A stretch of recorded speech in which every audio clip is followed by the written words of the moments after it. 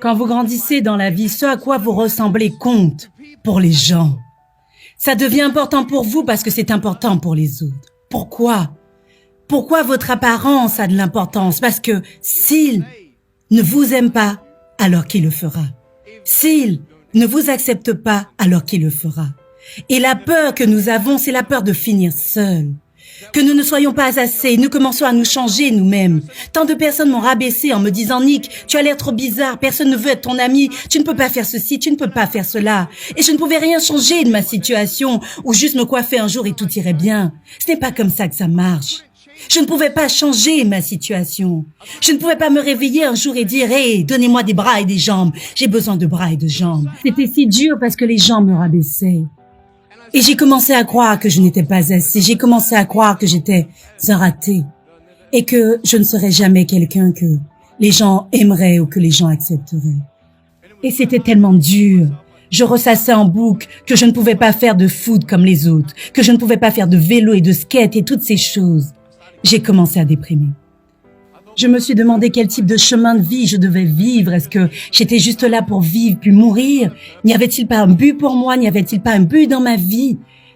J'avais des questions et aucune réponse. Et j'ai demandé à ma mère et mon père pourquoi est-ce que ça m'arrivait. J'ai demandé au médecin pourquoi est-ce que ça m'arrivait. Ils ne savaient pas. Il y a des choses dans la vie qui sont hors de votre contrôle, que vous ne pouvez pas changer et avec lesquelles vous devez vivre. Le choix qui s'offre à nous est soit d'abandonner, soit de continuer à avancer. J'aimerais que vous vous demandiez ce en quoi vous allez croire. Allez-vous croire en vous? Allez-vous croire au jugement des autres sur vous? Allez-vous croire les gens quand ils disent que vous êtes un raté? Des gens qui ne vous aiment pas, qui ne se soucient pas de vous.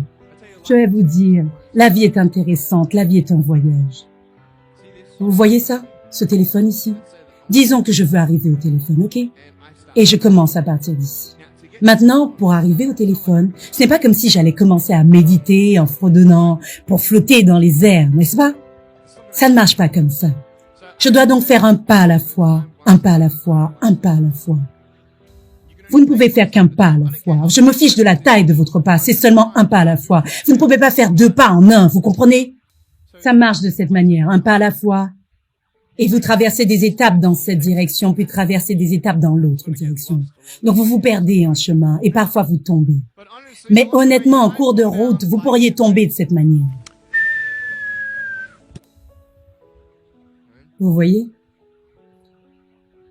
Mais je vous le dis, il y a des moments dans la vie où vous tombez et vous avez l'impression de ne pas avoir la force de vous relever. Donc vous mettez une sorte de masque sur votre visage quand vous arrivez à l'école, prétendant que tout va bien, quand ce n'est pas le cas. Et vous rentrez chez vous et vous vous allongez dans votre lit où personne ne vous regarde, où vous n'avez personne à impressionner, où vous êtes vous. Et la peur arrive. Vous savez la peur que vous avez dès que vous franchissez les portes de votre maison. Il y a peut-être un foyer qui se déchire, peut-être que vous avez des doutes dans vos vies. Peut-être que vous ne savez pas ce que l'avenir vous réserve et que ça vous terrifie. Peut-être que vous vous inquiétez de ce que les gens pensent de vous, de ce que les gens disent de vous. Juste que cette peur vous paralyse. Et ce que je veux vous demander aujourd'hui, pensez-vous avoir de l'espoir? Parce que je vous le dis, je suis à terre, visage au sol, et je n'ai pas de bras, pas de jambes. Cela devrait être impossible pour moi de me relever. Cela devrait être impossible pour moi de me relever, mais ce n'est pas le cas. Vous voyez, j'essaierai 100 fois de me relever. Et si j'échoue 100 fois, si j'échoue et que j'abandonne, est-ce que vous pensez que je me relèverai un jour? Non. Mais si j'échoue et que j'essaye encore, et encore, et encore, tant que j'essaie, j'aurai toujours une chance de me relever. Ça fait sens pour vous?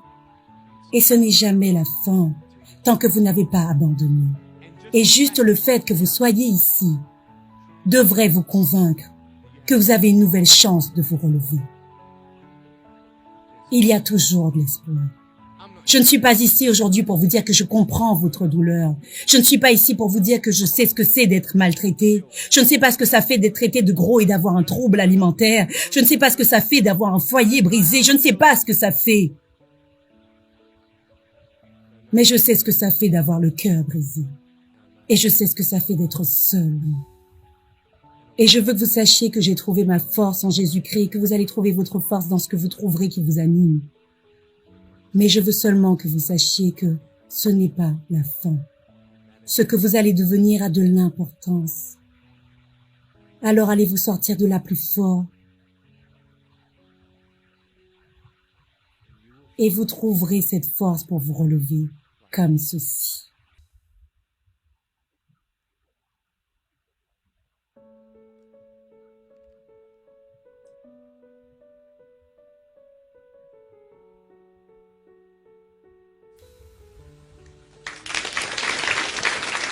Vous avez le choix d'abandonner ou de continuer à avancer. Abandonnez ou vous relevez. Quand vous échouez, essayez encore et encore et encore.